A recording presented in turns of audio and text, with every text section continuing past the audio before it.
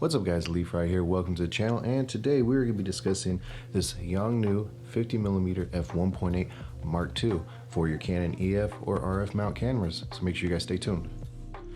Alright guys, welcome back. So like I said, we're going to be discussing this Yongnuo 50mm f1.8 Mark II and whether it's a good option for your Canon RF or EF mount cameras. So without further ado, let's go ahead and let's get into it. So this lens is a budget option lens. It's a 50mm lens with a good aperture of f1.8. So those are very good things. One of the biggest pros of this lens is that it is only about 99 bucks. Now there is a Mark I version, an original version, but I've never used it. But after seeing some of the pictures, give me a second here.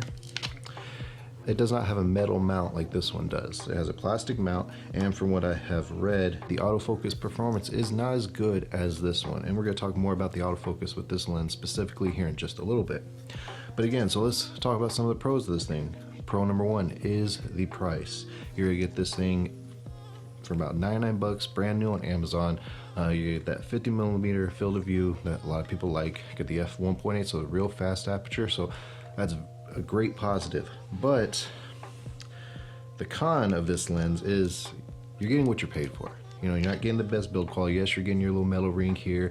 There's no weather sealing. The body is totally plastic. You get this little, I don't know if you can hear it or not, little shake when you move it around. So you're getting what you're paid for. It's not the best overall build quality.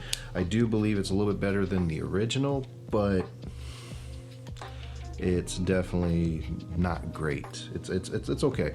The good thing is with it being so cheap, if you drop it, break it, you're not gonna lose your mind over it, because again, you only pay 99 bucks. Not only pay $2,000 for this. If you dropped it and broke it, you might be crying a lot. I know I would.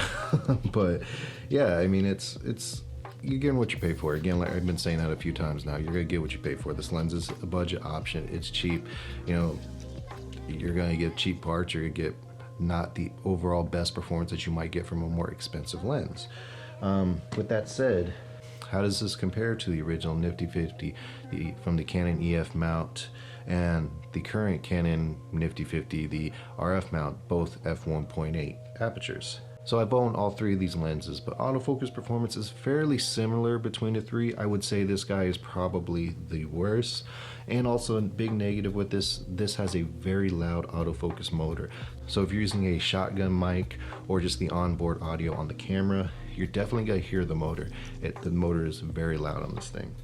So the autofocus performance is pretty close to the other two, but it's not nearly as reliable. I've had to use this thing, especially in video. I'll have focus on a particular subject, and then all of a sudden it'll just drop focus. I've noticed that with the other two, but it's just not as common. So when I use this lens, 9 times out of 10, when I'm shooting video especially, I'm shooting it in manual focus just because I do not trust the autofocus performance on this thing. So with all that said, what do I think? Is this a good budget option? I mean, yeah, I do think it is a good budget option. Why did I get it? Because I wanted a budget 50mm. I'm not someone who's going to spend a lot of money on a 50mm.